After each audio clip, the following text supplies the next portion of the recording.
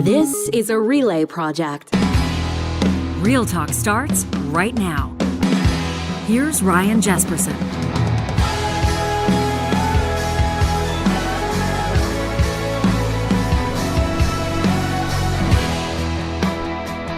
The province of Alberta is getting set to spend more than $8.5 billion on almost 100 new schools. It's a ton of dough, yet those that are working in the education system say that that system is still in crisis. We're going to get a perspective check here from the president of the Alberta Teachers Association. Jason Schilling joins me in studio in just a minute. And if you've been trying to keep track of what in the hell is going on in the BC election, but you're having no luck because there's a new story every 5 minutes and it's absolutely bonkers, have no fear. Mo Amir is here, the host of This is VANCOLOUR on Check. A very good friend of the show is going to get us up to speed. I've been kind of keep track of it. I've been doing my absolute best, but there are so many storylines here that it's almost impossible. Of course, it's Mo's job to not only understand what's happening, but to be able to communicate it effectively. And so we're looking forward to that. That's coming up with Mo. And in positive reflections, you know, it's the first episode of every week presented by our friends at Kuby Renewable Energy. We've got an amazing note from Treena. We got your email, Treena, and we're going to be wrapping up the show with that. This episode of Real Talk is happening with the support of Alberta's top online real estate school. And of course, you know, that's Relo online at Relo.ca. That's RELO.ca, the best place, bar none, to start your real estate career. You know, this is the time of year. We're about to talk to Jason about back to school. People are heading back. Fall is a fresh start for a lot of folks. If you're feeling like you're in a dead-end job with, sort of capped earning potential, you don't feel appreciated where you are, why not take 2 seconds to check out Relo today? They have pre-licensing courses that give you a good sense of what your career in real estate could look like. They've got online instructors to ensure that you have all the resources you need to write your exam, to get licensed, and then to get started in the field. Whether you're going to be looking at the Alberta Residential Real Estate Bundle or the Alberta Commercial Real Estate Bundle, make sure you use the promo code Ryan100. That's all one word, Ryan100, to save $100 off of each of those at Relo.ca. It's been a little while since we've had a chance to connect with the president of the Alberta Teachers Association. And if I know anything, as the grandson of a former chair of a school board in Calgary, as the son of a teacher and the nephew of a teacher, I know that you don't try to add things to teachers' plates at the end of August, the beginning of September. So we waited a month to ask you to come on the show, Jason. Welcome back. Well, I appreciate it. Thank you for having me back. It's good to be here. Thank you. Yeah, you're in what? Year 6 now of your term as president of the ATA. Yeah, I'm in my third term, second year of my third term. So you've seen 3 premiers. If my math is okay. No, 2. 2? Yeah. Oh, you came in after Notley. You came in during Kenny. Yeah. Okay, good stuff. So you've seen two premiers, and your job as president is to understand and represents the perspectives of the thousands of teachers that are plying their trade across the province, and I guess to be doing a little political advocacy as well. Well, definitely. Our job as an association is to promote and advance public education in the province. And that's one of my key responsibilities, is to get out there and advocate for teachers. Of 46,000 members across the province who are day in and day out doing their very best in classrooms with students. And things are not great right now in education. And that's one of the things that you'll hear me talk about time and time again. And that's really part of my job, is to make sure that I'm out there advocating for my colleagues who are in schools right now, trying to do the best with kids. Okay, so people that have been paying as best attention as they can and trying to stay on top of the news are going to go, hang on, I just saw the premier, no more than 2 weeks ago, televised address, pledge $8.6 billion for like 90 new schools. How come everybody in education, how come everybody in the field isn't thrilled right now? Well, we need more schools, definitely. I mean, I'm hearing from my colleagues with their classrooms in their schools that are overcrowded. They're teaching classes in boot rooms and hallways, on stages of gyms. Schools have lost their staff rooms and their libraries so that they can teach classes in those spaces. And if you teach a class in a library, then other students don't have a chance to come in there and to use it. So more schools is something we've been advocating for, and that's fine. But the announcement was absent of any kind of conversation around who's going to work in those schools. Where are we going to get the teachers to work in those schools, and the other education staff as well? They also didn't address any of the issues that are are going on right now. So the Premier and the Minister had a telephone town hall for teachers last week. And teacher after teacher after teacher who got to ask a question talked about, what are you going to do about my situation right now? My classes are larger than they've ever been. I don't have the resources to meet my students' needs, and it's burning me out, and I'm thinking of leaving the profession. And the answer was, well, we're going to build more schools. Well, that's great 3 or 4 years down the road from right now, but we're in a crisis right now with our teachers and our students, and the government is ignoring any kind of aspect to address those issues in class. Okay, so if you're the Minister of Education or if you're the Premier, and with the stroke of a pen, you could, in your estimation, solve some problems, where would you start? How would you do it? Well, right now we need more teachers in schools. We need to reduce class sizes so that teachers have more one-on-one time to work with kids. I've had large classes in the past of 42, and I've had classes of 22. When I have a class of 22, I definitely can spend more time with my students to address their needs, to help them with their writing and their reading, to just give them the attention that they deserve to have in school. Right now, the lack of funding that we have in our education system, we're the least funded education system in all of Canada. We have been for years. And our students are bearing the brunt of that. They don't have the resources that they need. Teachers are talking about the fact that we don't have Chromebooks to address all the students to use that. We have students with special needs who are not getting the attention that they need. We don't have education assistants in our schools right now to work with students, to assist teachers with kids in that. And that's the real shame here of this, is the fact that our students are not getting the resources and the attention that they need from their teachers in school. And the government could address that just by doing a simple couple things, such as talking to the association and other stakeholders around what is needed, and to actually start funding education at appropriate levels. Okay, I'm doing this research on the fly, so you have to forgive me. And, and I know some people will be triggered by my source, but I'm citing the Fraser Institute at fraserinstitute.org. They're citing Statistics Canada. So this is a report that shows, and the most recent numbers I have on the fly is from 4 years ago, 2020 to 2021. So it's under a different premier and a different government. But I think people would be shocked to see the spending, across the board on education, and where Alberta stacks up. Now, obviously, gross spending is Ontario's going to spend more, Quebec's going to spend more, BC's going to spend more, but Alberta's right down there. And as we often say this. I don't know how many people fact check it, but we say as Alberta, or as Canada's wealthiest province. Why do we say as one of Canada's more prosperous provinces? Yeah. People are often surprised to hear that Alberta doesn't really spend what you might think it should or would on education. When it comes to rubber hitting the road, you've talked about staffing a few times already in our first couple of minutes. Is that where you'd like to see more expenditures? Because you look at the price tag on the new schools, people are going to go, well, Alberta's getting set to dump a whole bunch of cash into education. Where would you like to see more expenditures in terms that the average person can understand? Well, definitely. And I think one thing you need to realize too, when they build a new school, they don't always calculate in desks, books, all the things that go inside schools are not part of that budget amount. I wonder how many parents out there who are listening have spent their time fundraising for playgrounds, because they don't put playgrounds in schools when they build them either. So starting with staffing is the key point right now, because teaching is relational. It's us working with our students in our classrooms. It's people. The government has made a big investment into brick and mortar, and we need those schools definitely. But we also need to invest in the people who work in those schools with our students. More teachers, more EAs, more other paraprofessionals that are there, like speech pathologists. Students don't have access to that. We need more counselors in our school. Our colleagues will talk about the fact that there's a mental health crisis with our students, and addressing their social emotional needs is really key right now. But I worked in a school where we got a counselor once a week, and students have needs every single day. You mean one counselor for the school? One counselor for the school who came in once a week, and students have needs every day. And that is a bit of a disservice of what we're doing to our students there, and to the staff, because they're trying to deal with it now. Oh, sure. When you say that there's a mental health crisis with kids, Like, it's obviously a very general statement, but what do you mean? How is it manifesting itself? So when we survey our teachers around these issues, they'll say the social emotional needs of our students are really important right now. They're coming to school with a variety of complex needs that need to be addressed. Behavioral issues are an issue as well. And we've seen a lot of this increase post-pandemic.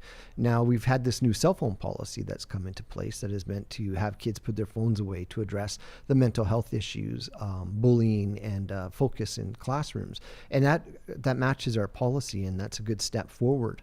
But we also need to make sure that we have the folks that can help address the needs of our students in the building as well.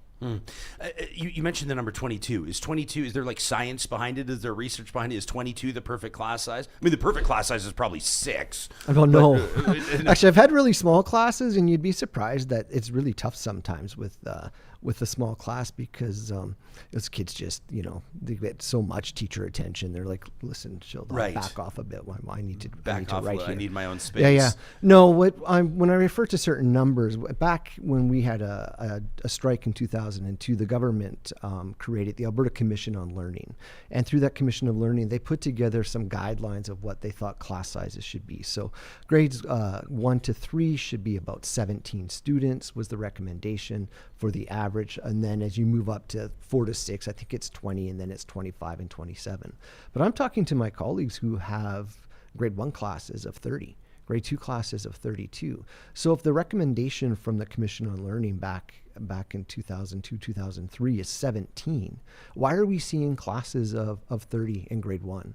Can you imagine 30 grade 1 students in a room, and now teachers are doing these literacy and numeracy assessments of these students, and they got to do the one-on-one. They can't get a sub, so they're doing them at the back of the room with 29 other grade 1 kids in the space doing what grade 1 kids do, and it's trying to keep all of that together. Sure. If the education minister, Adriana LaGrange, texted or called you today and said, my staff heard you on Real Talk, and we want to talk about increasing expenditures. We're looking at the numbers here, Quebec. Again, these numbers, Statistics Canada from about 4 years ago, so take it for what it's worth. But Quebec's spending just over $15,000 per student, about $15,116 on average. Manitoba behind them, just over $14,000, same as PEI. In the 13s, there's a whole bunch. Ontario, Newfoundland, Saskatchewan, BC spending about $12,500 per student.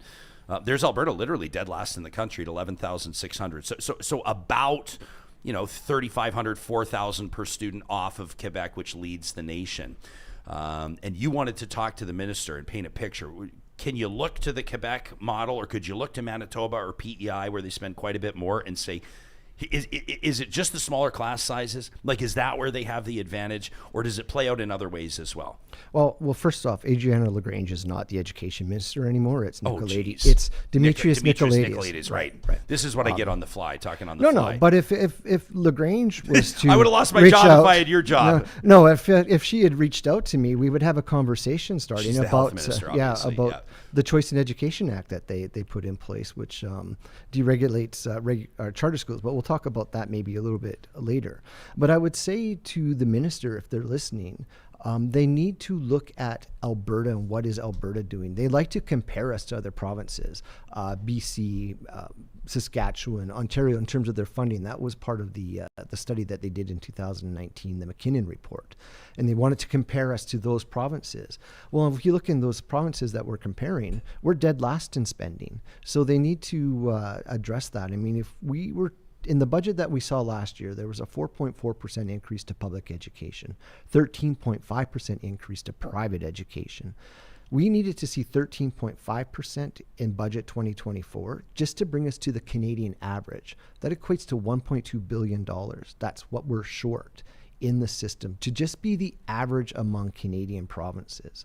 This is a choice that they're making to unfund education in this way. This is a choice that they've done. They've chosen to underfund our schools in a systematic way that increases our class sizes, reduces resources for our students, and quite honestly is causing my colleagues to burn out and leave the profession. So yeah, we're going to build a whole bunch of new schools in 3 years. I don't know who's going to be around to work in those schools. So you're saying that the government is deliberately, you said unfund, we use the word defund and people will get really worked up. That's become a politically charged word. the Alberta government is deliberately defunding education? I mean, you go back and you look at the budget that they have announced since I've been president in 2019. Every budget has not met student enrollment growth and inflation. Every budget is short of that. So when you have more kids coming into the system who aren't funded, you have more kids coming into the system who don't have dollars attached to them. School boards are scrambling to meet those needs, and they get students get put into classrooms without the support there. And we have this new weighted moving average that the government has introduced that has caused a lot of problems. It essentially funds a student over the course of 3 years, as opposed to the moment they walk into a classroom to the moment that they leave. I want to give a shout out to our Real Talk live chat on YouTube. It's been a few days since I've been able to interact with them, so it's always nice to see them again. And there's no surprise. There's parents in here, there's experts in here, there's people that have lived experience. This is kind of their walk every single day, miles in these boots. Ken says this is a long strategy of getting the public used to private school normalization in the province, and that can't happen without public funding. Eventually, Ken says, I guarantee school vouchers are coming. I'm pretty sure you know that I'm a graduate of both private and public schools. Yeah, I have we've had experience that in talk both. before. You and I might not even see totally eye to eye on how we believe that private schools should be funded or options that families can have, and I can go on my own opinion later. But what do you make of what Ken said? And why don't you take us into people will want to hear about like private schools, charter schools. There's all kinds of conversation around where the funding's going, which families should have access to what funds, et cetera, et cetera. Yeah, and the budget announcement that you had from the Premier on TV last week did indicate that they were going to use public dollars to build private schools. This is the first time in our province's history that we've used private money to build public schools. Other way around. Yeah, sorry, did I say it backwards? Yeah. Okay. The first time in Alberta's history, right, that we're using public dollars to build private schools. to build a private school. Maybe I should have had a coffee when I walked in. Well, it's okay. I just named the wrong minister. So there we go. We'll fact check each other through this interview. Fair enough. So we're using private dollars to build public dollars to build private schools. Yeah. Right. That is the first time in this province's history that we're doing that. We fund private schools in this province at 70% for their operational costs. That's an outlier in the country. No other province funds private education to the extent that the Alberta government does. But Alberta's proud of that. Yeah, and we're also losing about $1 billion every 4 years to private education in that regard. Now, association policy will say, we have no problem with a private school. If you want to have a private school and attend a private school, that's up to you. Public dollars should not be going to fund private schools when our kids are not getting the resources that they need in public schools. Because private schools are not accessible to every student that's out there. They're exclusionary. They can pick and choose which kids come through their buildings. Public schools can't do that. And, there's private schools out there that don't have any students with special needs, and they've made that choice. And if parents want to pay for that, then they can. But those students are coming to public schools, and they're not getting their needs met when they come there because the public system is starving from dollars. I'm putting you on the spot a little bit, but do you know, like other provinces, I mean, across the board, do virtually all the other provinces and territories have the same policy on this, or does it vary each province? Like, well, we say 70% funded here in Alberta. What's like BC or Saskatchewan or Ontario? BC, I believe, is 50%. I think some of the other provinces that have some public dollars going to private schools around 50%. We used to be 50%, and the PC government upped that to 70%. And now that we have this announcement where we're now going to be building private schools with public money, it is a one step further into normalizing, as Ken said in the chat there, private schools within the system. And it creates a system of inequity. Charter schools do the same thing. They get 100% public funding, but they don't have public oversight for those dollars. There's not publicly elected school trustees who oversee charter schools. They're overseen by a society or parents of the people who started it. Minister LaGrange, the then education minister, put in the Choice in Education Act that deregulated what you needed to do to start a charter school, because they're supposed to be temporary.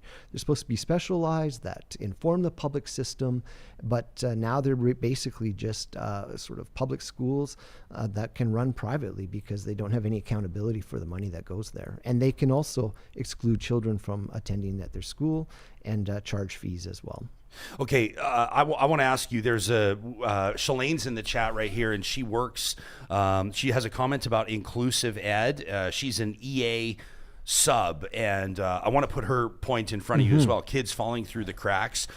Plus, we haven't even talked about some of the other things. The Alberta government introducing or increasing literacy and numeracy assessments. And my understanding is that that's potentially going to create a bit of an issue for teachers, which in turn will create a bit of an issue for kids and parents and families. So, but I wanted to have you lay that out for us. I'm not the expert, you are. We're hanging out with Jason Schilling, who's the president of the Alberta Teachers Association. This conversation is happening with the support of our friends at California Closets that want to remind you, hey, all this talk about Jason's talking. No, I better not be cute. I was going to be cute. Well, California Closets won't mind. They'll smirk. They'll say, please don't do this again. But I'll do it anyway. You're saying kids are being taught in boot rooms at schools? If you want your boot room at home to be the envy of all the neighbors, no, that's terrible, isn't it? I shouldn't be doing this. California Closets is going to say, please don't be cute with education references in our ads. But they are the best in the business on boot rooms and second bedrooms doubling as home offices and the most amazing garages that you've ever seen. They can do it all. And it all starts with a free design consultation. We've worked with their team personally, my wife and I, and we can tell you firsthand, we were not in any way coming with big, deep pockets when we got our living room and our bedroom done. As a matter of fact, we gave them our budget. We were upfront right away and said, here's what we have to work with, and they made it work. And 10 years later, we are still loving that installation. It's increased the value of our home, and it looks just as good now as it did 10 years ago when they put it in. You can request that free consultation today at californiaclosets.ca. And have you checked out Friesen.com lately? Our friends at Friesen Brothers, of course, 17 locations across the province of Alberta. They've just rolled out their new Order Ahead app. This is a new app for online orders that makes it so much easier if you want to pick up Friesen Brothers party trays or whatever else it is, and then just roll right into a Friesen Brothers location, pick it up. You can find more information on the app on their website. Plus, you can always order online at order.friesen.com. Oh, Johnny, checking out those old-fashioned peach pies that they have featured on their website. You and I are overdue for a pie, hey? Oh, man. Or in your world, you just pick up the half pie. It's kind of pie season right now. It is As you pie get into the season. fall, Are you a pumpkin pie guy? Oh, of course I am. I'm Yeah. a pumpkin. You know, my Apple favorite pie though. this My time favorite's of the rhubarb. My grandma used to get the fresh Oh. rhubarb out on the farm in Ontario. Ooh, nothing better. Yeah, man, you're taking me back. You can learn a lot about somebody by some of their favorite meals, their favorite dishes. Definitely. Your mouth is watering while we're talking. Well, here, you're so talking that- about pie. Yeah, I like pie too. What's your so, favorite pie? I'd have to have a debate between, I guess, pumpkin and a nice lemon meringue. Oh, lemon meringue. Yeah. If it's good, it's the best. Yeah, definitely. And if it's lousy, it's no good. We can all agree on that. Then that's when you regret your choice and you wish you'd gotten the pumpkin pie. That's when you regret your choice. We're hanging out with Jason Schilling. He's president of the Alberta Teachers Association. Shalane says, I'm an EA sub. I've been asked to work every single day since school started. I see so many of these things that Jason's talking about every single day. She says, with inclusive ed, EA's education assistants are no longer able to help the kids with extra literacy or numeracy, and these kids are falling through the cracks. This is somebody who's doing this every single day. Take us into it. Yeah, and I appreciate the comment, and I know that our EAs out there are struggling to make ends meet because we don't pay them enough in this province, and we know that they've got some bargaining going on. And just a shout out to our colleagues in Fort McMurray around that. We need education assistants to help us in our schools. Like I said, teaching is relational. We need more teachers. We need more EAs. We need more people working with our students. And when we don't have the folks there, the kids are falling through the cracks. Definitely. So you, what is it looking like when we talk to people? I have this conversation. People like the housing crunch.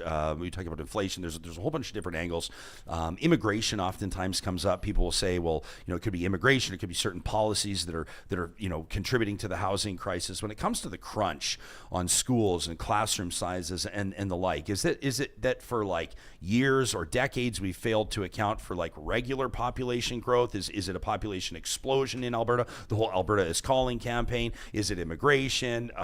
What is it? What do you and your colleagues notice that is contributing to this crisis, as you're calling it? We've seen a growth in students across education for years. I mean, we have been advocating about making sure that our budget in education keeps up with student growth and inflation. So on average, we'll see about 10 to 12,000 new students in the system every year. The last couple of years with the Alberta is Calling campaign, we've seen more students come in, definitely. And you can draw a direct line. Do you think that's where they're coming from? But but it was happening before, Ryan, is my point, that we saw students increasing within the system beforehand in certain jurisdictions like the cities, the Rocky View, which is sort of north of Calgary, and definitely around the Edmonton area. So when I saw the announcement last week and they were talking about this numbers crunch with students, and it's a bit of a surprise, I was like, it's not a surprise to anybody who's been working in schools in the last several years. We know that students are coming to this province. We know that we don't have the spaces, that we don't have the resources in place to help them and to address their needs. And like I said, when I first started as president, the budget was flat. They kept the budget flat for years, and they didn't account for growth or inflation or any other kind of pressures that school boards would be having at that time.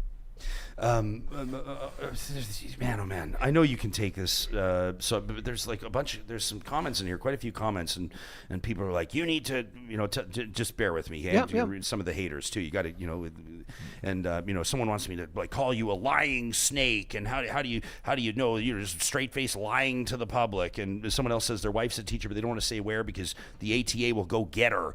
But they said that the shit that the Alberta Teachers Association spews at her is laughable. They say this is just social activism. We have no concept of the basics in school. Now, there's obviously a lot of critics. I'm sure you're used to it. I've seen some of the ads and some of the replies you get on Twitter and that. And we've had this conversation before. Dr. Carla Peck was in here actually just a short time ago talking about curriculum development. I'm obviously going to ask you about piloting the new social studies curriculum in just a bit. But she talked a bit about that vitriol as well, and how a lot of people are kind of under the impression, or a lot of people firmly believe that teachers are out indoctrinating students, that the education system has lost its way. We oftentimes hear about, in the concept, as soon as I say discovery math, some people will lose their mind, and people say we need to get back to like the 3 R's, reading, writing, arithmetic. And what do you say to those folks? What do you say to those critics? Well, first of all, I'm not a liar. Right? I wasn't raised that way. That's not who I am. And the stories that I tell about what my colleagues are experiencing in schools are what they tell me. And that's what I take forward in terms of my advocacy, because it's simple enough to say something publicly and then be fact-checked on it right away, right? And so I always speak what I hear from my colleagues in terms of classes have never been larger than what they've dealt with in the last several years. They don't have the resources to meet their students' needs. They don't have the things available to them to do their job. And more things get added to their plate, such as 5 new curriculum in 2.5 years, right? So these are the experiences that teachers are having that I'm relaying because they tell me these stories. And some teachers might have a reasonable class size this year, but the complexity of the students' needs that they're coming in with is overwhelming them. I would have a class of 25 and have 15 kids who have individualized programs that you have to meet those needs as well as the other needs of everybody else who's in the classroom. And if you don't have the resource, if you don't have the tools to do your job, then it's difficult to, at the end of the day, to feel like you're actually making a difference in kids' lives, which is why teachers become teachers. So I hear the hate, I get it all the time, but I know that I am rooted in the truth of what people are telling me and advocating for what's best for students in this province, and the government is clearly failing that. And I have no problem going forward and speaking that truth that is told to me by my colleagues. So how does that conversation typically go if you're talking to like a teacher in Eckville, Alberta, or Grand Cache or wherever? They say, Jason, I have like 31 students in my classroom. I don't have the resources. You told me you heard from a grade 1. I hope I'm not spilling the beans here. A grade 1 teacher who had 3 kids in the class that weren't potty trained. Is that right? Yeah. 3 kids in the class in grade 1, not potty trained, and no EA. Yep. So that falls on the teacher as well. And the principal and the administrators in the building. So I'm just trying to give our audience a sense of what some of these teachers. So then they say, so we don't have this. I'm feeling this. One of the parents just called me an asshole. One of them called me a communist. And then what do they say? Do they say that they're not sure? Like they're not sure they're going to stick around? Like, are you concerned? We're talking a lot about recruitment. Yeah. The government's got to find a way, the education ministry's got to find a way, or school boards will have to find a way to staff these new schools. Are you concerned that they won't be able to keep the existing schools staffed the way you're talking? Well, we do have a recruitment and a retention issue, and that's the second part that sometimes gets lost in the conversation. You need to address classroom conditions so that people stay within the building.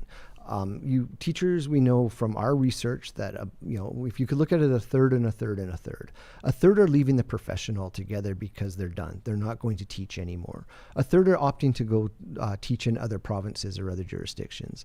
And a third are retiring early. We're losing a lot of teachers who have a lot of experience under their belt, who know how to, teach masterful lessons to students, who are just opting to retire early because it's just too much. So when we talk about adding a whole bunch of new schools, the estimate that I saw from the folks that we work with at the University of Lethbridge in some research said about 8,000 new teachers will be needed to be in these schools. And I'm not quite sure where we're going to get those teachers from, because we didn't talk about expanding the number of seats that we see in universities where teachers go to become teachers. And that part was absent from the announcement last week as well.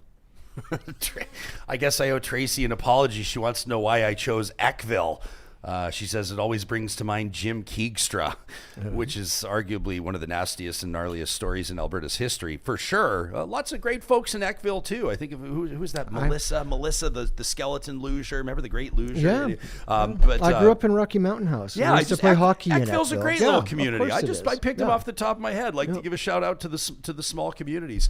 Let's talk about before I ask you about this new curriculum that's being piloted, because it's kind of a double-edged sword. Like, people have been calling for new curriculum.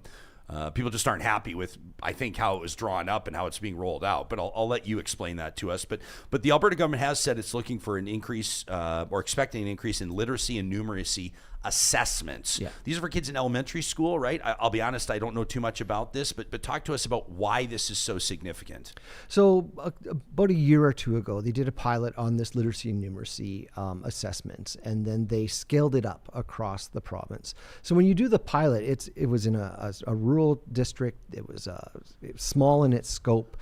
Kids were being pulled out, worked with one-on-one. There was people available to do this work with them. Then they scaled it up across the province, but they didn't pay or fund it accordingly.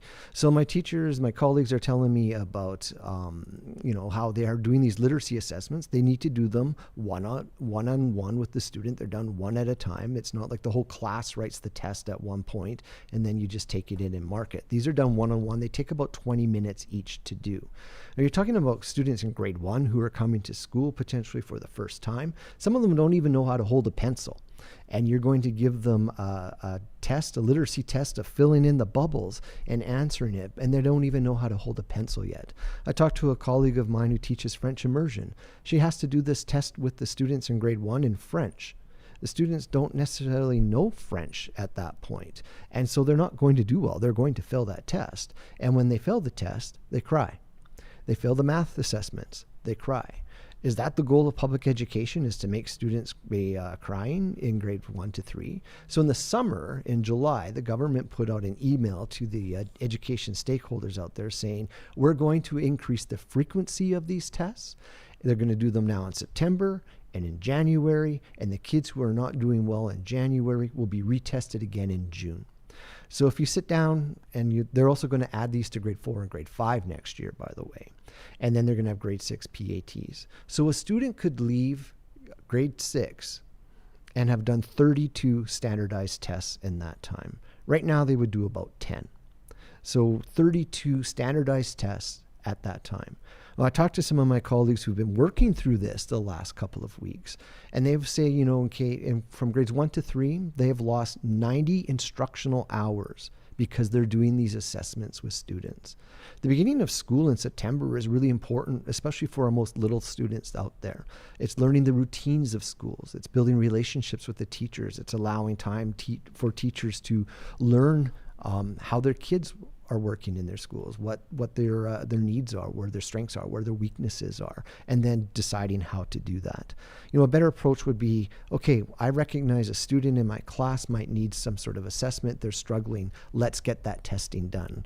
There is a room and there is space for testing to be done, but to just be testing every student through the entire month of September, and then again in January is something that is just not good teaching in my mind. We call it pedagogy, but that's just something that is not good. And now we're going to start, for the first time ever, testing kindergarten kids in this regard. And the government will say, well, we need to know what their strengths and weaknesses are, because then we're going to provide funding for them to do that. But that funding comes too late. So when we did the pilot project, teachers did the testing. They recognized some kids needed some help. There was ways that we could get extra programming in there, extra support for those kids. That money came in May, sometimes early June. So they went the whole year, September, October, November, December, right through, and they finally got the funding that they needed in May. Well, you only have about 5 or 6 weeks of school left at that point. So how is that targeted funding at that point actually going to be able to serve those students and help those teachers so those kids can grow? So the fact too that they announced this in the summer just quietly by email that they're expanding this program, we as an association didn't take that too lightly. We put out a press release about it, and that prompted government to finally do a press release of their own about this expansion. But the battle of the press releases. Yeah, the battle of the press releases. That's the most Canadian argument I've ever heard in my life. You both wrote each other strongly worded emails. I don't mean to degrade your feeling on it. Well, and then part of it too is that this announcement was made, but the public didn't know about it. Teachers didn't know about it. Hey, listen, this is why though we need you on the show, is because the average person, myself included, doesn't understand why it matters. Yeah. And it matters because... because... if most people, I've learned one thing hosting talk shows, if people don't understand why something matters, they don't care. One of the things that it matters most is just the loss of time that teachers have working with their students in grade 1 and 3. Right. And plus, we don't have enough substitute teachers out there. We talk about teacher and retention. We don't have substitute teachers out there. They're coming in to cover the class. So a lot of times my colleagues are doing these assessments at the back of the room while their other students are doing, kind of busy work or other kind of work in the classroom. And so you're trying to manage doing a test one-on-one with the student to assess what they might need, while you also have 29 or 30 other students in the classroom.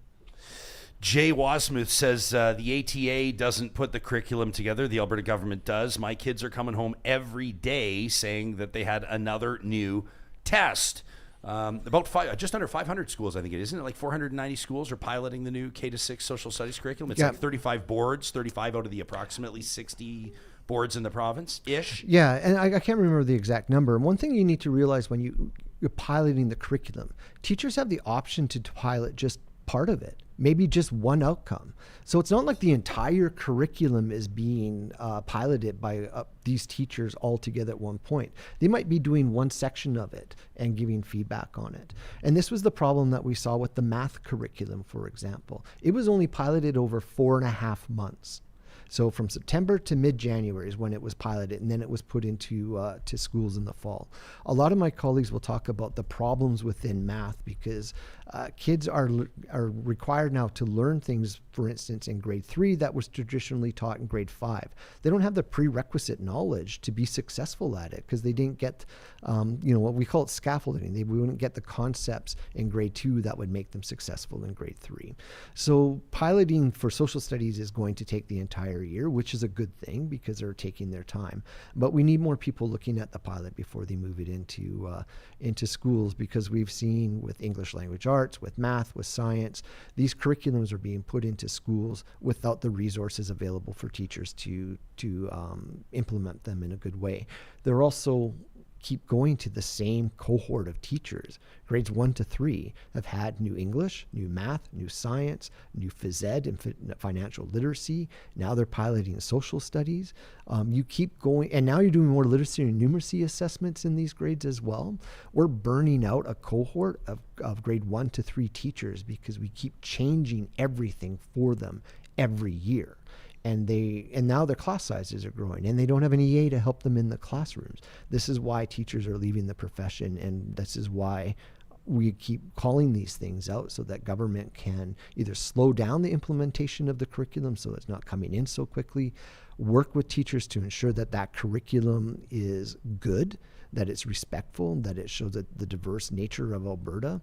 And you heard a lot from Dr. Peck when she was on the show, just about how the creation of that curriculum is a government responsibility, but in the past they used to work with teachers and experts like Dr. Peck to make sure that they got it right. And it was something that was done over the course of 3 years, not necessarily done in one. People can check out our Real Talk episode from August 27th. The title of that episode, Teachers Say Alberta's New Curriculum is Flawed, with Dr. Carla Peck and Lawrence Mile. He's talking about a feature he did for Alberta Views magazine. We'll link to it in the show notes on the podcast and on YouTube. Before we let you go, and I know you got a full day, so do we. We're going to head out to Vancouver in just a second, talk to Mo Amir about the BC election. This Alberta, one of the provinces, almost every province is doing it, as a matter of fact, now banning cell phones in schools. How has it actually rolled out in practice now that we're 3 weeks into the new school year? Yeah, and the cell phone policy, when it's really they call it the smartphone policy, because it also includes your watches, right? That's right, I heard that. Yeah, and so it was really addressing the mental health needs of our students, distractions in classrooms, and the fact that students use bullying. I mean, when you and I were younger, people bullied us in a different way. Now they use cell phones. I'm just assuming that you were bullied. Sorry. I mean, I'll go. I was bullied, and I bullied. So I would like to take some things back. And also I took some lumps. Yeah, I think we could probably all say that. Yeah. But the policy that the government put in, matched association policy, that teachers would have autonomy when they were going to use it, and that kids would have access to their smart devices for medical purposes if you needed it. The one thing that I just called out was the fact that the ministerial order had this policy coming into place on September 1st. And school boards that don't have policies in place, because a lot of them do already, had till January 1st to put their policies together. And there's a discrepancy in the dates there. If anybody's worked in a school, trying to bring a rule in halfway through the year is highly problematic. But when I talked to my colleagues about how it's going in schools right now, they said it's actually been going well, and that they've not had a bunch of the blowback that they were anticipating from parents and students. And so far, it's only been a month. It's the wheels could always come off the bus at some other point, but for right now, the ones that I've talked to are appreciative of the fact that cell phones aren't a distraction in classroom anymore. Yeah, the cyberbullying thing is just like when you get a real sense, and I'm trying to sort of level up my understanding of it. I think any parent of a child is. It's mind blowing, the impact and the sort of the wildfire type potential or nature of, because it's of with the online student, and cyberbullying. Yeah, it's with them every single moment of their day. It's 24/7, and it's not like it goes away when the kids go home. Yeah, right. But still, and I think obviously also probably maybe a bigger or at least an equal storyline in all this is just distraction in the classroom. Yeah, right. I mean, I taught in schools with cell phones, and I would say time and time again, put your phone away, put your phone away, put your phone away. There'd be the odd time I'd have a student who would actually be writing their essay on their phone through Google Docs, and I couldn't fathom trying to write a paper. Or Chat GPT. Well, we didn't have Chat GPT at this point, but I mean, that's another thing, is AI coming into schools as well is another factor. I mean, we could fill Are teachers equipped to sniff out AI-driven essays, you think? Well, there's programs out there that you can use to look at AI, but part of it too is when I was working with my students one-on-one in my classrooms, when I had a reasonable class size, I got to know their writing style. I got to know how they wrote and how they put words on paper.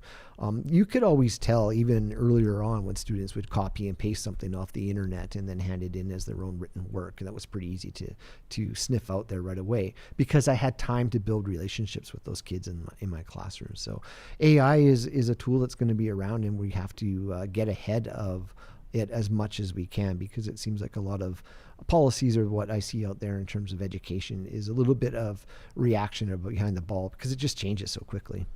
Back on January 10th of 2023, on Real Talk, we interviewed a fella by the name, he's a Princeton student named Edward Tien, and he basically developed an app to detect Chat GPT. It's called GPT-0, I think, and I'll link to that in the show notes as well. But brilliant guy. He's actually a Canadian student, but he's studying down at Princeton, and fascinating what the tools that educators, he's talking more at the university level, where I think it's even more of an issue. I mean, you can think of somebody that could put I don't know who would have the stones to do this, but like a doctoral thesis together using Chat GPT, but they need to find ways to, I guess. Even passages, right? Yeah. Though even passages, anyone who's written a 20 or 30 or 40 page paper knows you can hit a hurdle, and it can be tough to get over it. And I would imagine AI makes that a little bit easier. Well, and I'm seeing in some places in universities and some high schools where they're saying they're using it as a tool, But you have to note it within the paper. I wrote part of this using AI, or I used ChatGPT for this. And I'm also hearing of programs that are used to detect cheating through ChatGPT. That now they're programs that are helping using AI to get around AI, right? And so it's always moving. It's always changing. It's always something that is going to be looked at as we're moving forward. So hey, thanks for hanging out with us. Always good to see you. I'm obviously talk show host, but also a parent. With a kid in school and another one coming. And my concern is, I think, sort of longer term. The reality right now of where we're at with teachers and the morale. We talk about the same with healthcare workers. It's obviously in some circumstances a polarizing conversation that needs to be had, but I'm concerned about the health of the profession now, but also the young people like the 16, 17, 18-year-olds that are making career decisions and post-secondary decisions, where they're going to go and how many of them are going to want to enter a field that's proving to be as difficult as it is for those that are here. And I also think about, the kids that sort of fall through the cracks, like Shalane was talking about, and like you talk about a lot of times it's, whether you're doing an assessment in kindergarten, I'm just a layperson. This is my layperson's comment, but a lot of times, like, you don't realize there's an issue until the kid's in like grade 3 or 5 or 7 or 11. Do you know what I'm saying? It's not always evident, like, within 3 weeks that this kid's not getting the attention they need. And sometimes when you get a kid in grade 4 that can't read, or you get a kid in grade 11 that has huge behavior issues, because of whatever reason, and they haven't had the accountability or the attention or maybe the encouragement that they needed in school. We're creating real problems for ourselves down the line. And it's not all just that every kid won't get into Harvard. Yeah. Like, that's not the only problem we're talking about. So this is why I guess when I talk about it, I care quite a bit. Oh, and I appreciate that. But the thing is, there's a better way to do this. There's room for testing, because earlier you can work with students who might be struggling. The more that's going to pay off when they get to grade 6 and to junior high and high school. There's a better way to do it, and this is a choice of government not to fund our education system in a way that is giving every kid in our school the chance for success. And that's one of the things that really aggravates me about this, is the fact that the government is selling short our students right now. And that is not fair to them. It's not fair to their families. It's not fair to their parents. It's not fair to the people who are working with them, because you can't keep adding things to people's plates and expecting them to just take it and move forward with it. And I've said this before in a lot of other ways, and I'll say it for you here today. The government is failing the students of this province right now. And this is going to be their legacy. This is their shameful legacy, the fact that they are systematically underfunding schools in this province. And that is, people should be angry about it. That's Jason Schilling, the president of the Alberta Teachers Association. You can learn more about what they're doing, including their advocacy, by checking out teachers.ab.ca. Thanks for the work you do. Thanks for hanging out with us. Yep. Thank you for having me. Appreciate it. Coming up in just a second, Mo Amir. I want to talk to you about post-secondary education, though, for a second. Thousands and thousands of post-secondary students across Canada every single year look to Athabasca University, that's Canada's open university, to move their post-secondary journey forward, whether it's preparing yourself for a promising career, whether it's just learning more about the world around you, leveling up your knowledge, your understanding. AU's world-class accredited online degrees and courses are designed so you can complete your education wherever and whenever it works for you. I love how somebody put it. It was one of you Real Talkers that emailed into the show, an AU student. You'd been working on your MBA. I'm so sorry I don't remember your name. You remember who you are. You told us you loved that you could earn your MBA and your only commute was to your device. How great is that? You can learn more about the application process, financial aid and awards, and other elements of that AU advantage by checking out athabascau.ca. And I also wanted to give a shout out to our friends at Complete Care Restoration. We've got some good news coming up about Jasper. Johnny, you saw that the Fairmont Jasper Park Lodge is getting set to open its doors. Oh, it's such a beautiful sight. Isn't that great? October 1st. They're going to do kind of a staged return. And I know that a whole bunch of our friends that are living out there, you're getting back into your properties. Some of you, we know, you're in the rebuild phase, and it's going to be a while since, until you're back. The team at Complete Care Restoration has had professionals deployed out there since as soon as it was allowed. I mean, basically, the area is still smoldering, and they're out there doing what they can to address some of the smoke damage, to get some of those properties that were destroyed cleaned up so the rebuild can begin. They know that it's about more than restoring just properties, though. They're rebuilding peace of mind as well. Complete Care Restoration has teams across the province, and oftentimes further than that. When disaster strikes, think of the team that has more than a quarter century of experience at CompleteCareRestoration.ca. Shout out to Ken for throwing $5 into our YouTube super chat. We sure appreciate that. He says, a beer for the teachers today. He says, you too, Jespo, Johnny. Hope you found some healing this weekend. Thank you, Ken. I appreciate that. Maybe I'll talk more about that in a second. He says, you got a lot of friends out there, guys. Ken, that sure means a lot to us. Oh gosh, I want to read comments about education, and now I want. we were. I'll tell you what. Let me read some education stuff first, then we'll bring in Mo Amir. Then I'll talk to you guys. How's that? Just in case, because I might need to wrap early once I start talking. Okay, you know what I mean? It's one of those. But I just it's kind of funny. And guys, don't think that if I'm not always addressing what we're seeing in the live chat, if I'm not saying it all out loud, that I'm not seeing it. I'm seeing it, and I gotta just say, I understand that some of you out here, you got a real problem with the teachers or the nurses. You think they're greedy. You think they're, they'll never be satisfied. You think they want, they never have enough money. And you figure that we're bringing on union heads, as you call them. We're bringing on union heads. I guess that's what you call it. We bring in the president of the Alberta Teachers Association, representing 45,000 teachers. Or I bring in the union head because I bring in Dr. Paul Parks because he speaks on behalf of all of the physicians across the province, speaking on behalf of healthcare professionals. I know I don't have to tell you. I mean, I get sick of mentioning this. Charles Adler would tell me, don't keep explaining things to people that can't understand. But you know that we have government ministers on. We have the premier on. We bring in all your favorite right-wingers too. I see some of you calling, bring on the Canadian Taxpayers Federation. Why don't you email Franco Terrazzano and ask him why he's not returning my emails? Why don't you ask him that? We're not afraid of tough conversations. And just because you don't hear every single perspective represented every single show on every single issue doesn't mean it's not on our radar. Our email inbox is open 24/7 to talk@ryanjesperson.com. And the final episode of every week, which just happens to be the next one we're going to produce, our friends at the DQs of Northwest Edmonton and Sherwood Park present The Flamethrower, which is an opportunity for you to give us your hot takes.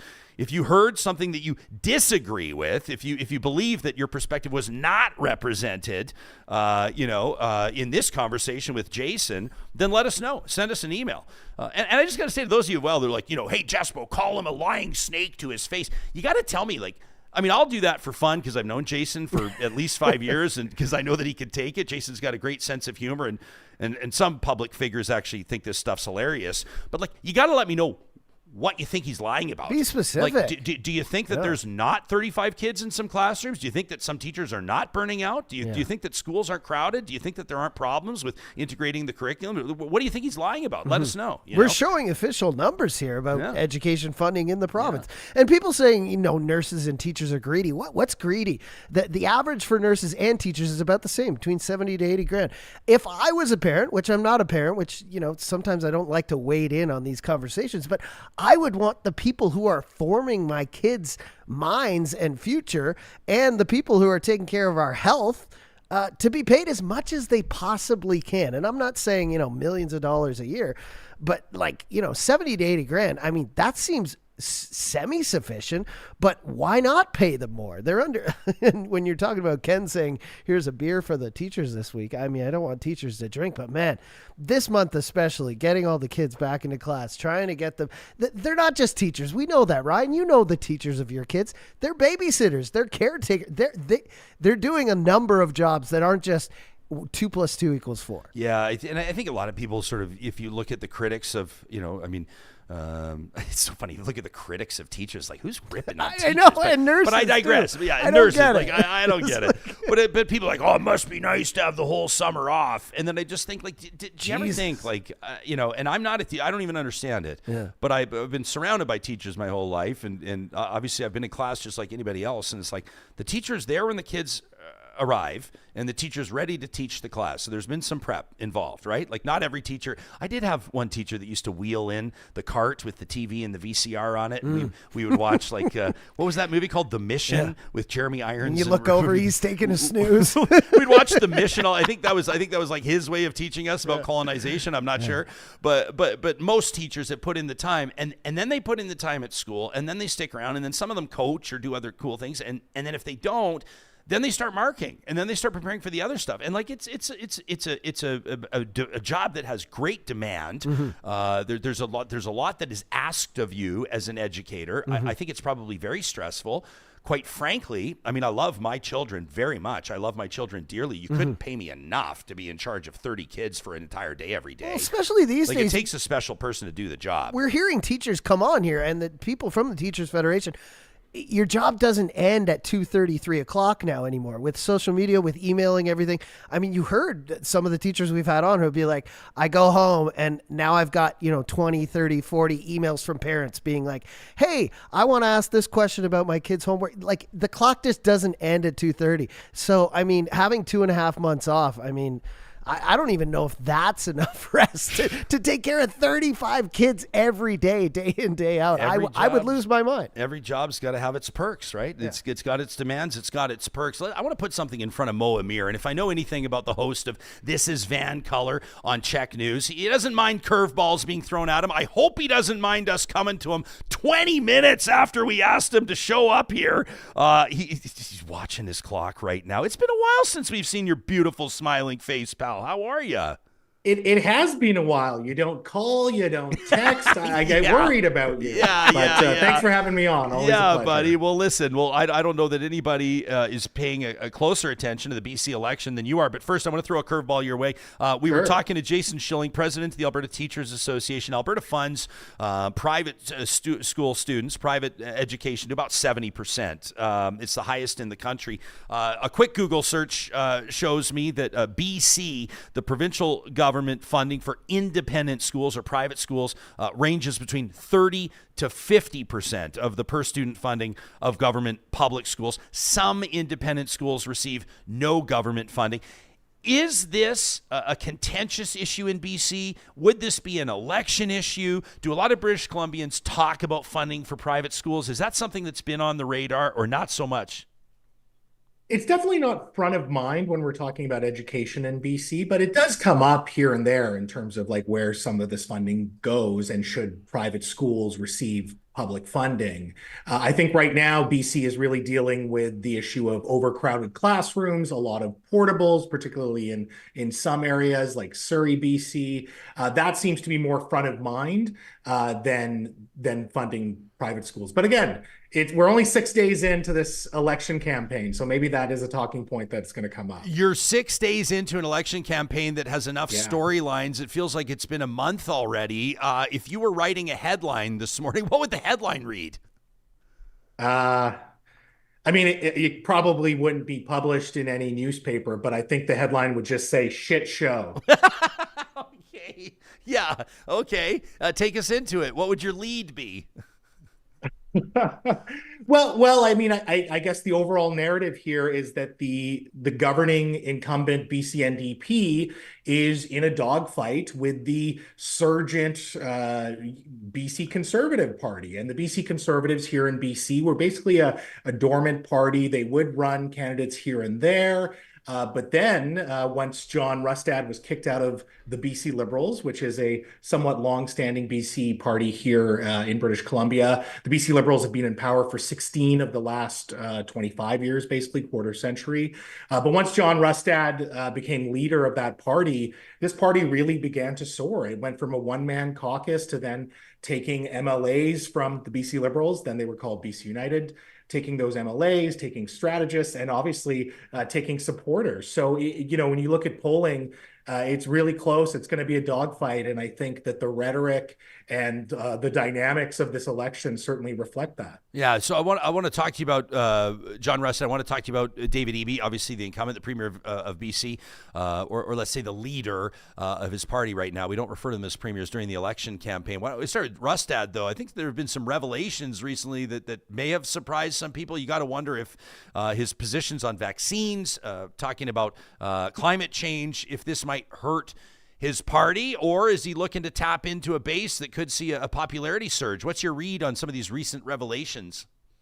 Yeah, it's fascinating, right? Because I wrote a piece in the Tyee and I basically outlined the reasons for why John Rustad is a climate change denier. John Rustad will say that climate change is real, but what he's really referring to is just long-term changes in the patterns of the climate. He has openly said that he doesn't think that humans burning fossil fuels contributes to climate change. He doesn't see human activity as the primary driver of climate change. It's clearly not a priority for him. And so based on those criteria, going against scientific consensus, it's very clear that he's a climate change denier, and that's why the Tyee was able to print that piece and have me voice that opinion.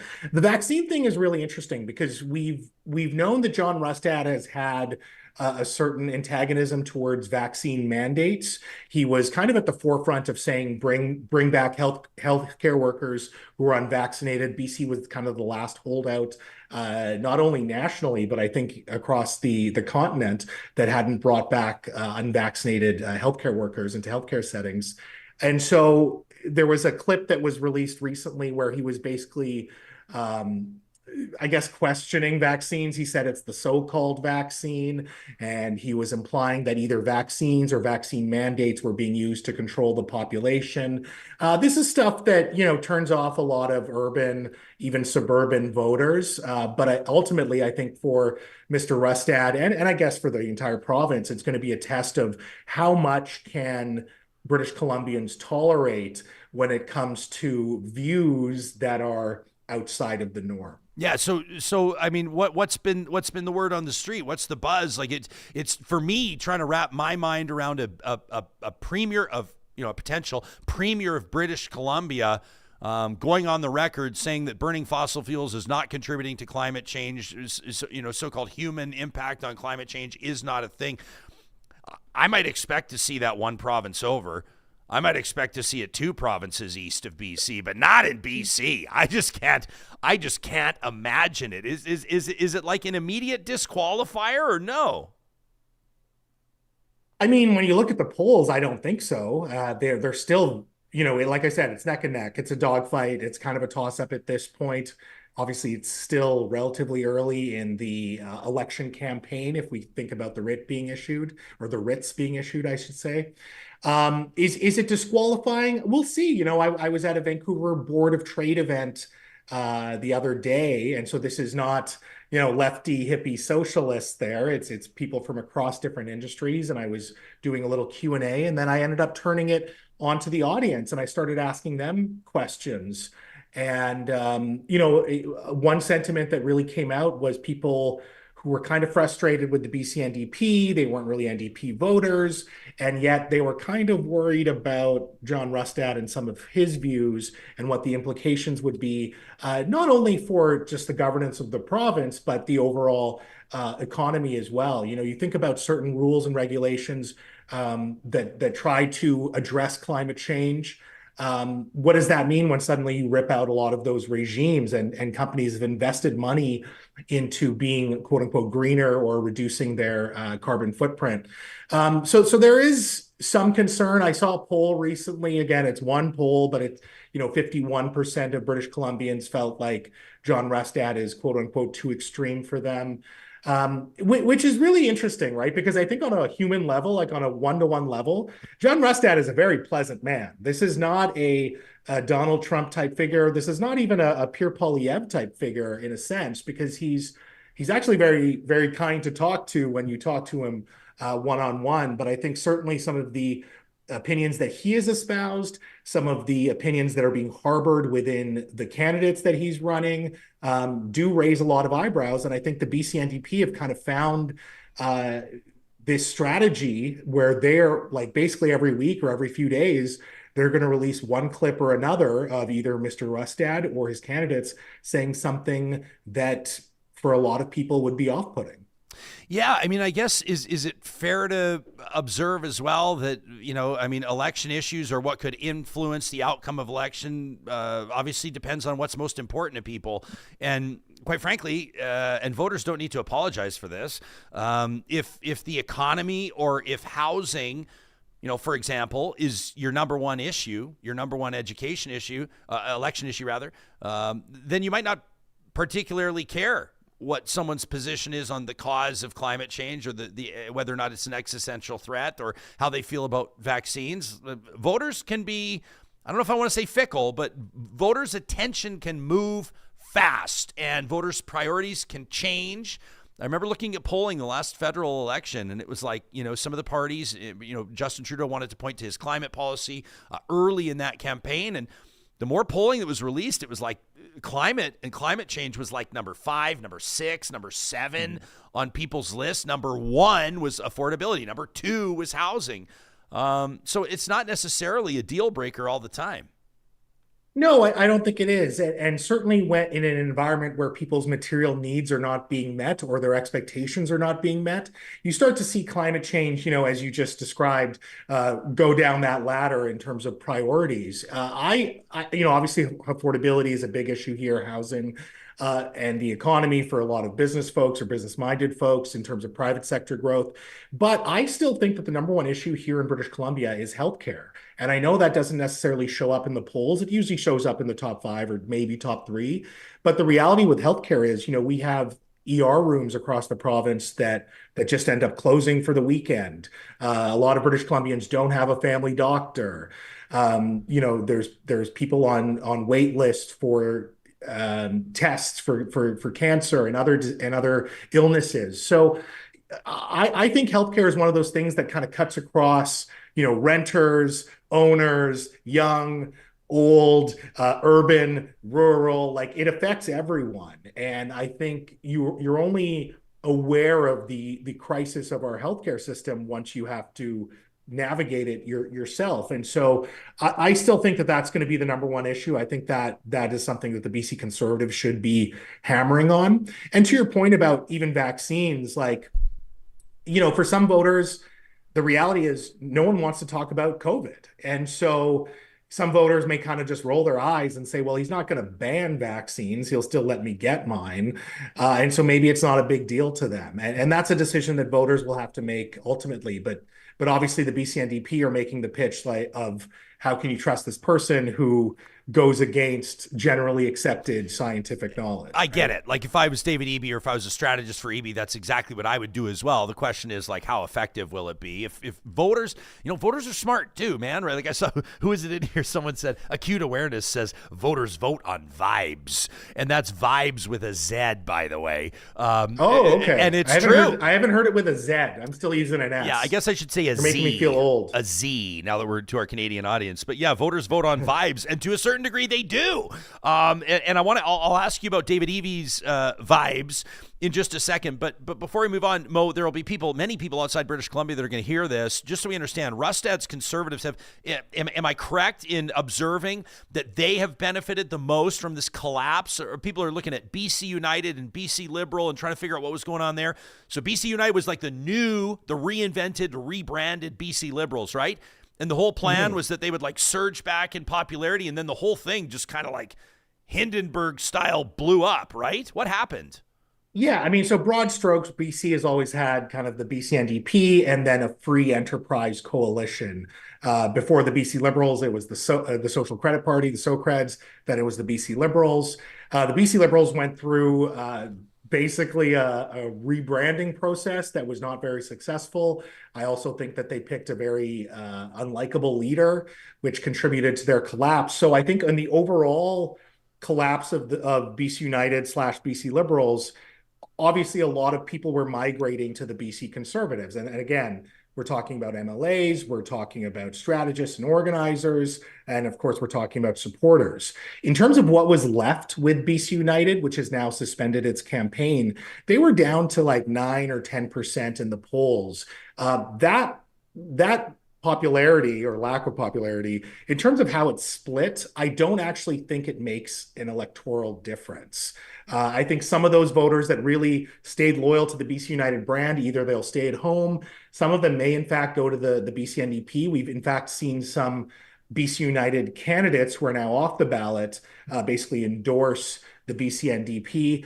And so in terms of like the final gasp that they had, I don't think it has any consequence. But yes, larger story, it was basically one snake, the BC Conservatives, slowly but gradually swallowing this much more lazy, bigger snake in BC United or the BC Liberals. There's been a lot of snake talk on the show today. I'm not sure if you heard the guest before you is deemed to be a lying snake by one of our live tuners.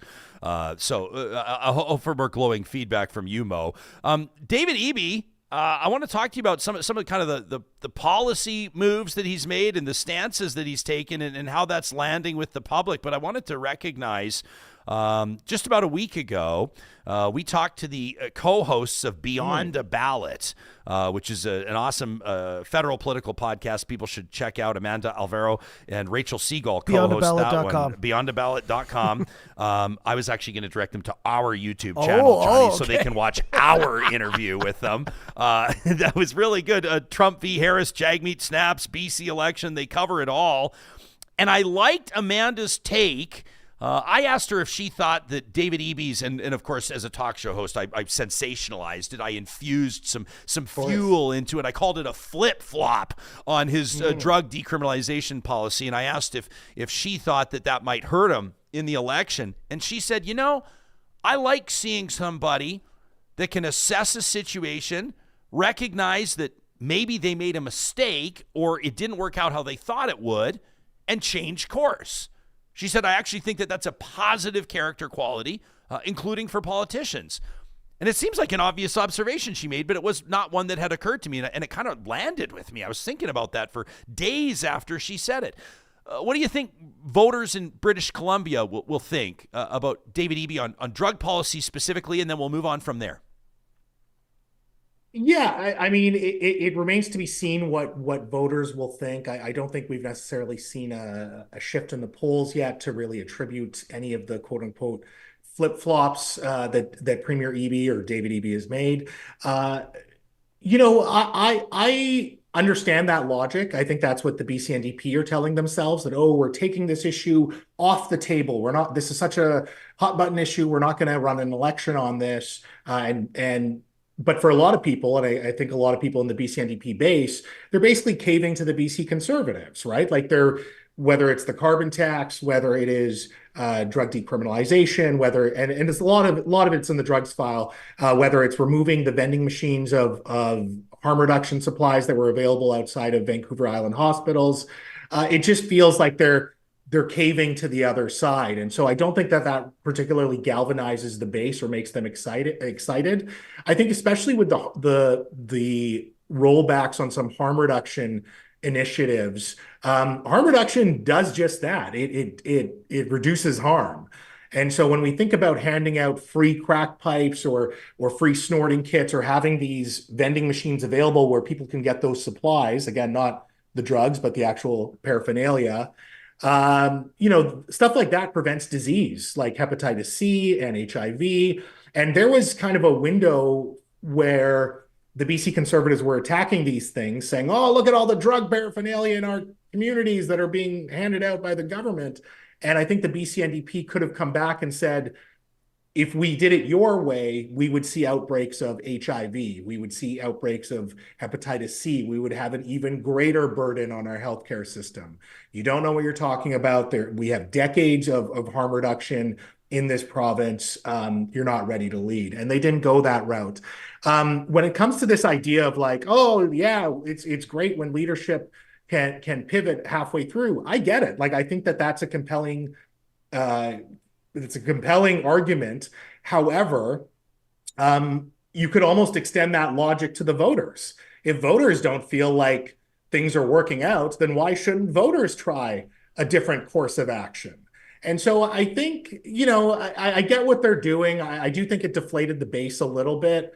But ultimately, we haven't yet seen any significant changes in the polls to determine whether that ended up being a good tactic or a bad tactic. I don't know if you saw Andrew Weaver's op-ed in the Vancouver Sun. For folks that might not know, he's a climate scientist. He's the former leader of the BC Greens for about 5 years ago. The headline, David Eby's carbon tax flip-flop, there it is, puts politics ahead of principle. When leadership is so desperately needed on the most important environmental issue of our time, writes Mr. Weaver, David Eby puts politics ahead of principle. This is in particular talking about the consumer carbon tax. We saw an early candidate for the Alberta NDP leadership, Raki Pancholi, on this show float the idea of walking away from that. And it certainly got people talking until she suspended her leadership campaign, now the deputy leader of the party under Naheed Nenshi. Talk to us about the implications of this with BC's premier and how you think it might impact the election. Everybody's interested in a carbon tax story, Mo. Yeah. Well, first, we have to put some more context with Andrew Weaver. Andrew Weaver has gone out and criticized Premier David Eby for caving to, extremist populism from the right. And yet Andrew Weaver has literally endorsed the BC Conservatives, right? Like, it doesn't make any sense in terms of what he actually wants. It's almost like he's saying, well, you flip-flopped, but I'm still going to go with the other guy that I should be disagreeing with. It's very confusing. In terms of the carbon tax, I mean, the BC NDP are saying that they keep hearing it when they're out door knocking. Maybe, I guess, I think a smarter play for this government or the BC NDP would have been to say, listen, if the federal government changes their policy on the carbon tax, then obviously we have to review it. That is what a government does. But in terms of prosecuting this hypothetical situation that doesn't exist, and we don't have any indication that it will exist unless we have a federal election and then the Conservatives win. I just think it's a little silly. They didn't really provide any other sort of vision of what they'll be doing instead. And, I've been on record just to say that, like, I think that the carbon tax is a political loser. Like, I get why they're walking away from it. It just would have been nice if they had something else in the barrel to point to. And I think that's part of the issue with the carbon tax. Like, I think in BC, if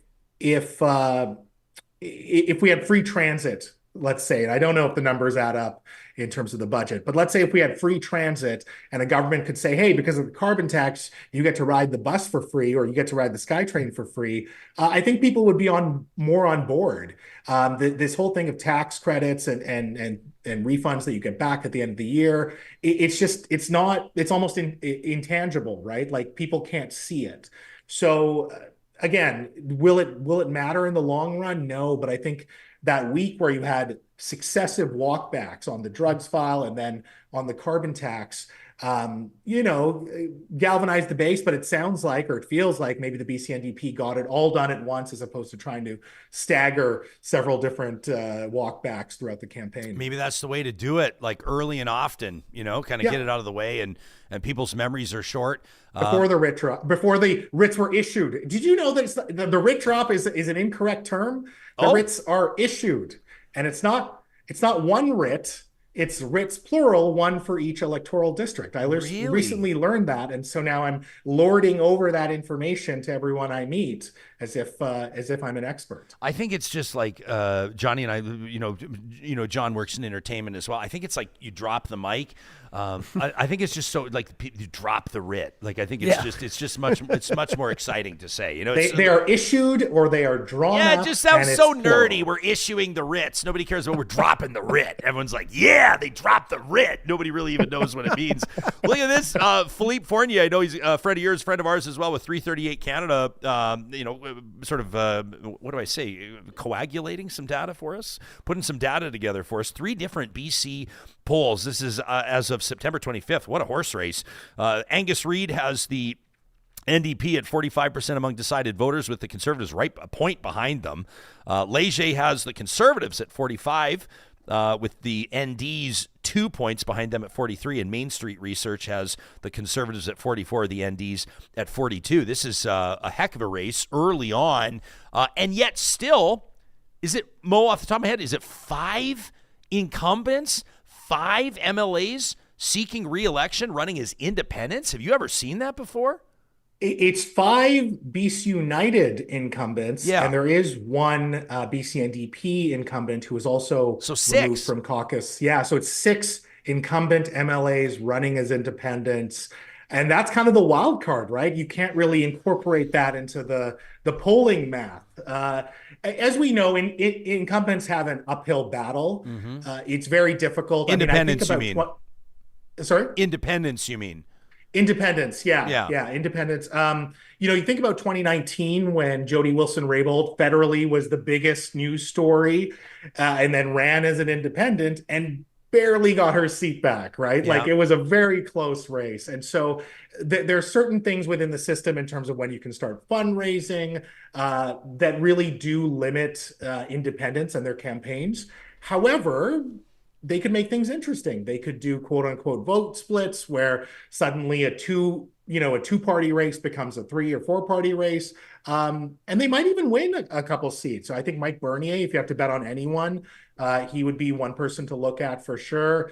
I think Corinne Kirkpatrick in West Vancouver, Capilano, has got a lot of press locally here in Metro Vancouver. So maybe that will help her. I know she has a lot of ties to that community as well. So again, it complicates the math. I don't know if anyone will win, but it's possible. Who knows, right? It's really hard to say without having really on the ground experience with those specific communities. Yeah, I mean, and obviously, like you said, it's tougher for independents to win. We saw that. I mean, an example I think of in Alberta, Brent Rathgeber, I'm talking federal politics now, is a very popular member of parliament, an MP, conservative MP in St. Albert, and had a falling out with Stephen Harper, and was kind of banished, but then sought re-election. Rathgeber, a respected lawyer, a respected professional, community member, and got smoked in the next federal election. Actually, it was a former staffer of his that beat him.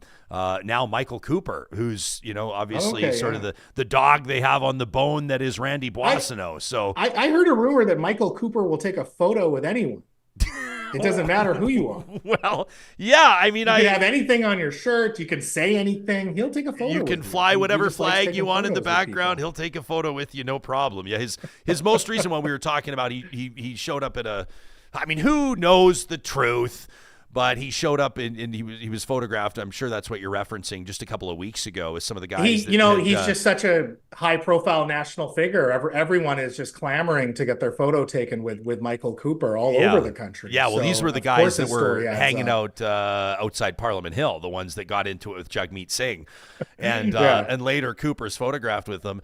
And his response was that he was just in a place for dinner where he always goes for dinner, and they called him over, and he had no idea. So, could you imagine how hard it is to be Michael Cooper, where anywhere you go in public, there's just throngs of people who recognize you and just want to take a photo with you? It's like being Paul McCartney. What did you make? Canada's Paul McCartney. What did you make of the Jagmeet Singh thing? Did you like it? Did you like it? Yeah, I loved it. Yeah, how come? I loved it. I mean, you're on the internet. You see goonery all the time, and again, it does spill over online. So I think we've lost a certain decorum with how we talk to each other, both online and increasingly offline. And as someone who is kind of snarky and sarcastic, I have lines that I don't cross. But I think just like yelling epithets at your political leaders does cross a line. And so I like that Jagmeet got in his face and basically wanted him to own up to it. And the guy didn't. He cowered like a coward. And so I was a fan of that. I'm glad it didn't escalate beyond that. And I'm glad that Jagmeet still was able to maintain his composure, because that's what I saw. I saw him confront the person, but I didn't see him necessarily escalate it to the point where you actually thought that there was going to be violence. So yeah, I respect it. Yeah, my only thing, the one thing that I said that I would have been, mildly concerned about is like if it goes sideways as a public figure, as the leader, as a guy who wants to be prime minister. He's not just a public figure. He wants to be prime minister of Canada. We've all seen it. It's typically dudes. It's typically outside a bar. Typically alcohol's involved. But someone says something. Someone else has the choice in the moment to either walk away or to turn around. And when they turn around and come back, oftentimes it gets physical fast. And people have said, well, there was like security there. There was, whatever they call them, not the OPP, but like, the law enforcement that's on site. Nothing would have happened, whatever. But like all it takes is one maniac that's either out of his mind or feels like he has nothing to lose or would do anything because he's told his friends for years that he wants to punch a politician in the face to do it. And that was my one thing. Like, I actually like Ryan, Jagmeet would have whooped that ass. Well, no, Come but that's on. what He everybody is a says. Trained fighter. No, I know that, and that's even worse. That's even worse. Like, and I guess you'd have the people that would say, well, he didn't throw the first punch and it was only self-defense. But like, if you want to be Prime Minister of Canada, a few people did write in referencing Jean Chrétien and his Shawinigan handshake, which, I'll acknowledge probably made him more popular than less. But I don't know. If you're wanting to be Prime Minister, putting yourself in that situation, like, again, I'm reiterating my position on this. I liked it. It got my attention. We got a lot of mileage out of it on the show because everybody's got an opinion. Yeah. But I was just like a tiny little bit nervous. Like, oh boy, this could have blown up in 2 seconds. Well, and I do think that we have to create a culture where people are accountable for their words, again, both online and offline. And we've kind of lost that. I think, in the United States, you are starting to see certain quote unquote right-wing influencers and left-wing influencers actually being held accountable for conspiracy theories that they're floating out there. They're basically getting drowned in legal affairs at this point. And I do think that, we certainly cross a line online, but I think offline too. I mean, we've seen it with the Prime Minister. I'm all for protesting him. I'm all for even making fun of him. But I think when you're in someone's face and just yelling stuff, I mean, it's kind of violent, right? Like, because it feels like that's the prelude to that. So I don't know. I get what you're saying, but at the same time, I mean, I would have thought it would be pretty cool if let's say the protester took a swing and Jagmeet was able to disarm him. Like, I don't know how that's not cool. I don't know. We really. Mo wants to smoke. He wants it. I'm not encouraging anyone to take a swing at anyone. You kind of are. Yeah, you actually kind of are. In self-defense, sure. What are you supposed to do? No, yeah, I agree. I mean, if it could have been like, I'm not sure. I don't have the background on Jagmeet Singh's personal and physical endeavors, but people say that he's like a trained martial artist. I don't know. I'm assuming He would have whooped that ass. But like, yeah. So if it could have been like, the guy tried, like just in the movies, like the guy tried to punch him, then he grabbed his fist in front of him and then just started to squeeze and brought the guy to his knees, something like that.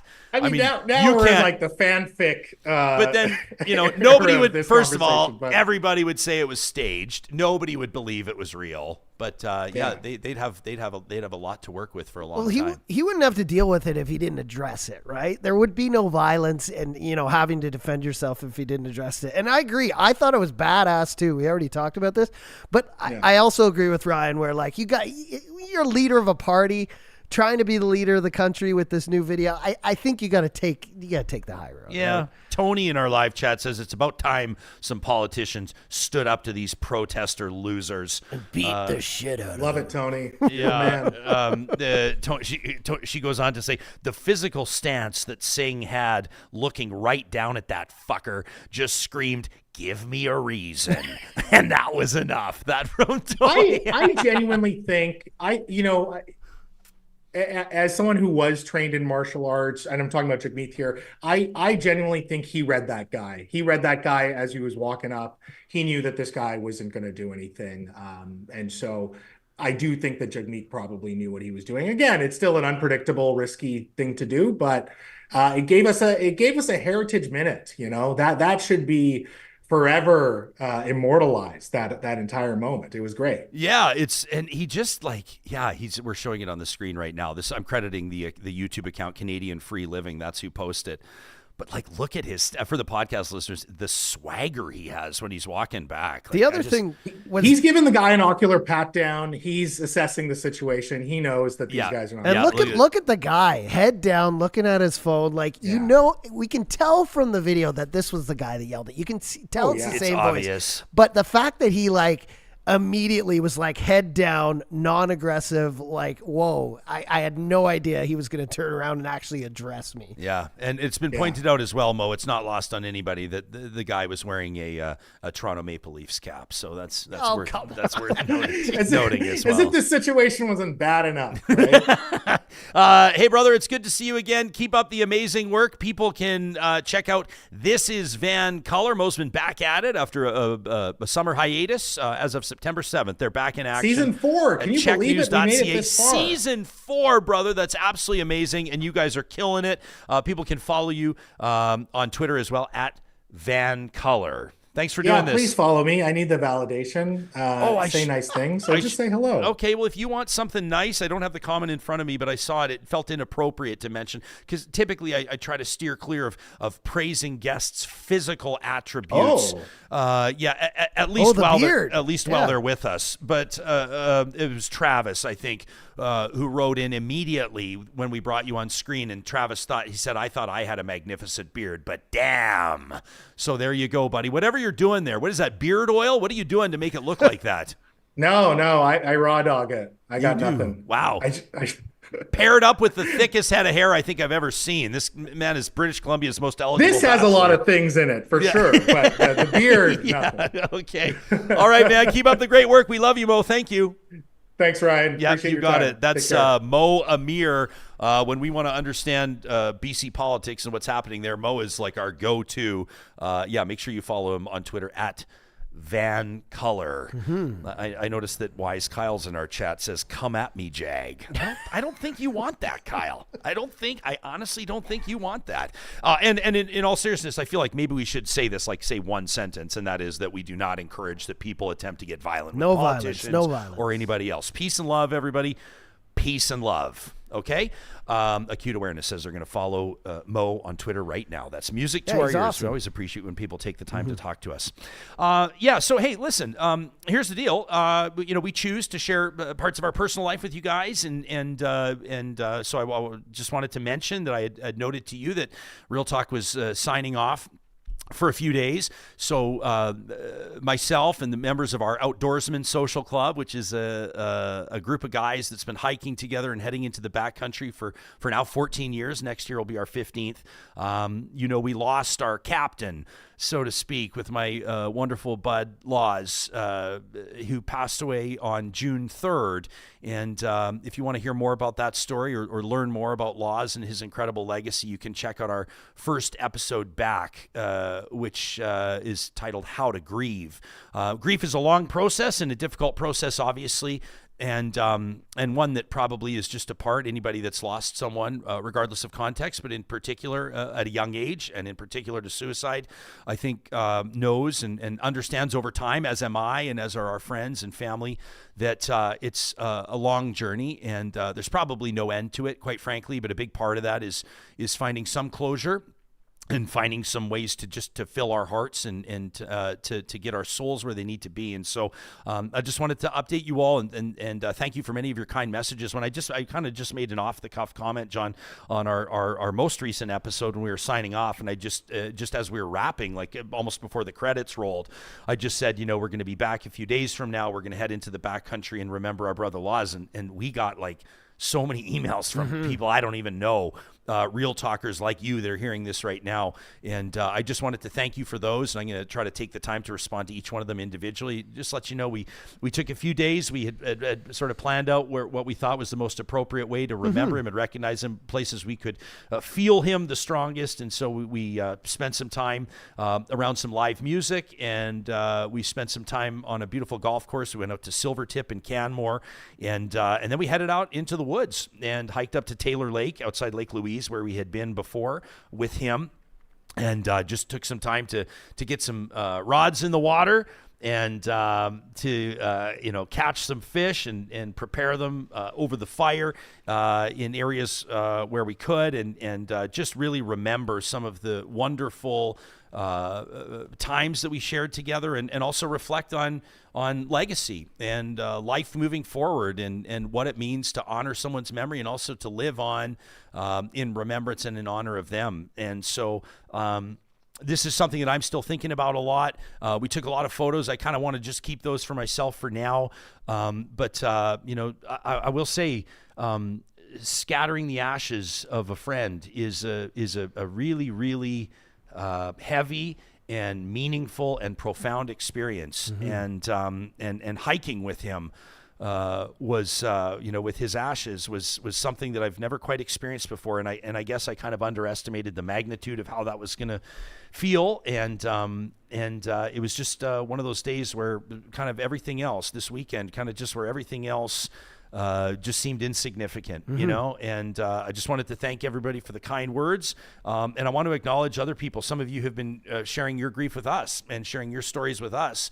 I think about remember Cheryl that had written in quite some time ago, talking to us about her family's experience and her daughter, and I've got an email here that I'm going to read in an upcoming episode from somebody who found a great meaning in what Cheryl wrote into us. And so this is we're seeing this play out in front of us on the show, an ongoing conversation, and really what it is in my mind is community. And that means the world to me to know that whether it's John and myself, whether it's the guests on this show, whether it's members of our editorial board or our sponsors and our partners, or you, our audience, we do truly have community here, and it means a lot to us. And so I just wanted to acknowledge that. I wanted to acknowledge Laz, and I wanted to thank all of you for that. I do encourage you to check out our episode early June titled How to Grieve. If you're walking some of these same miles and you'd like maybe some insights that may bring some comfort or at least some direction in your grief, Jeremy Allen is a grief educator, and he spent some time with us on that show, and it was certainly one of the more powerful ones that we've had. I felt like that could be a positive reflection, but we do have an email from Treena that I really wanted to get to because of its timely nature. As the first episode of every week, a little later in the week this time around, our friends at Kuby Renewable Energy set the table for us to reflect on the positive side of humanity. These are the stories of random acts of kindness, people paying it forward, and really the things that are filling our buckets. And Treena wrote in to say, she actually wrote into both of us. She says, Jespo and Johnny, I was at that Jasper wildfire benefit concert that you guys supported a couple of weeks ago, though I didn't come up and say hi. Treena, she says, I have to say, it's truly inspiring to witness the resilience of the Jasper community as residents and businesses are starting to return after that devastating fire. The strength and determination of those affected shines through as they rebuild their homes, their businesses, their livelihoods, turning a moment of tragedy into one of hope and recovery. Treena says local businesses reopening their doors brings life back to the town, reminding us of the unbreakable spirit of community and support. This collective effort to restore what was lost together is a powerful testament to human strength and the deep-rooted connection that people have to their home. Treena says, I can't wait to get back out there with my girlfriends. We're hoping as early as next month. Treena, we love that. Us too. You can send us your positive reflection to talk@ryanjesperson.com. We'd love to hear from you. There's other things happening in Jasper that aren't great, by the way. They're on our radar, and we're going to be sure to let you know if this announcement from CN is huge and not in a good way. That's something that we'll be looking at in the next number of episodes, and you can always send us your personal perspectives or let us know how the conversations that we're having here on the show are landing with you. Proudly presented by their friends at Kuby Renewable Energy. Coming up on tomorrow's Real Talk, another Real Talk Roundtable taking on the stories that matter to you as Canadians. Thanks for being a part of this Real Talk. Thanks for liking, sharing, and subscribing, and telling your friends about this show. We'll talk to you again soon.